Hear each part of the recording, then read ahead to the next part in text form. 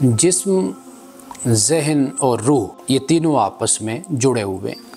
जो मेडिसिन होती है वो सिर्फ़ आपके जिस्म को सहारा देती है, यानी आपको ताकत देती है, आपको क़ुव्वत देती है, मगर जो रूहानी और समाजी राब्ता होता है ये आपके दिल को सुकून देता है। यानी रूहानी समाजी राब्ते से मेरी मुराद ये है कि आप स्पिरिचुअलिटी जिसे हम कहते हैं कि आप कुरान मजीद को पढ़ते हैं, अल्लाह से अपने ताल्लुक़ को मज़बूत करते हैं। दूसरा समाजी रब्त ये होता है कि आप अल्लाह की मखलूक से भी राब्ता और ताल्लुक़ रखते हैं। इंसान के बारे में ये जो कहा जाता है कि the man is social animal, तो ये हकीकत इस वजह से कहा जाता है कि इंसान अकेला ज़िंदगी नहीं गुजार सकता। मुस्तकिल तौर पर तन्हाई, आइसोलेशन ये इंसान की शख्सियत को बर्बाद कर देते और इंसान अगर ये हद से बढ़ जाए तन्हाई तो इंसान को नफ्सियाती तौर पर बीमार कर देते। तो लिहाजा इसमें तवाज़ुन और बैलेंस होना बहुत ज़रूरी है। रूहानी और समाजी रब्त ये इंसान के दिल को सुकून देते हैं।